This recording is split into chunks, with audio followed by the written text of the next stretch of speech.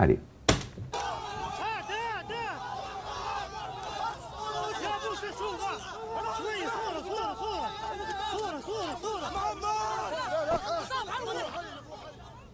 Ce qu'il faut remarquer d'abord, c'est qu'on a des blocs d'images, plus ou moins compacts d'ailleurs, hein, et dans le désordre.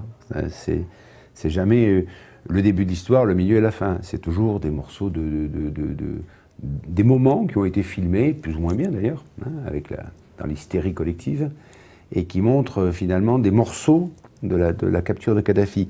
En disant tout de suite une chose importante, c'est qu'on n'a pas le moment où il est abattu.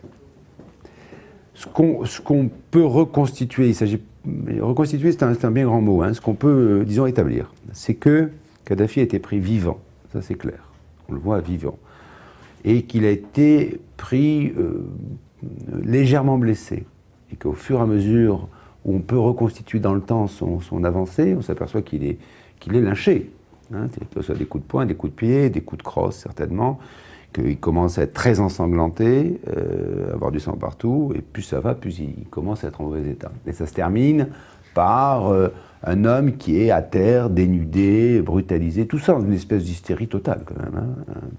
Alors, si on regarde celle qu'on a vue la plus récente, hein, j'ai bien écouté ce qu'il disait, il y a quand même quelque chose qui est assez frappant, c'est que ce que disent les combattants, ils disent très peu de choses. Hein. Ils disent sur 20 mots, il y en a 19 qui sont des Allahu Akbar. Il y en a un autre qui est Misrata, ce qui veut dire, confirme que ce sont des gens de Misrata qui l'ont pris, mais ça on le savait.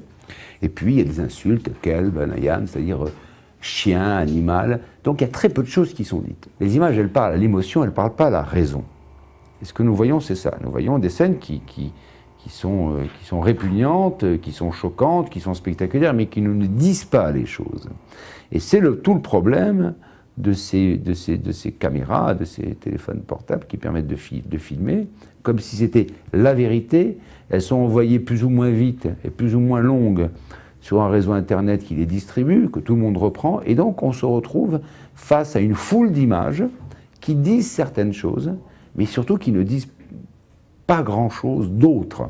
Et donc nous avons ce problème-là, à savoir que maintenant, face à un événement de ce genre, qui est un événement compliqué, un Sirte, des milliers de combattants, les raids d'OTAN, il faut une enquête rationnelle, il faut une enquête qui va être difficile et longue, qui n'est pas sur le même temps. Mais c'est vrai que ça nous laisse un sentiment de répulsion, de « je ne comprends pas », et je ne vois pas ce qui s'est passé, je ne comprends pas ce qui s'est passé, je ne sais pas qui est qui. Après, il y a 5 combattants qui brandissent une chaussure, un revolver, en disant « c'est moi qui l'ai tué », etc. Donc, si vous voulez, au début, ces images qui nous apportent des choses, des images, donc des formes mentales sur quelque chose qu'on ne connaît pas, se transforment en quelque chose qui nous masque la réalité. Et maintenant, l'enquête va devoir se faire après les images, et j'ai presque envie de dire malgré les images. Mais il faut qu'on sache ce qui s'est passé, notamment, est-ce qu'il y a eu une chaîne politique, est-ce qu'on a laissé faire, est-ce qu'il y a eu une hystérie qui a tout emporté, qu'est-ce qui s'est passé?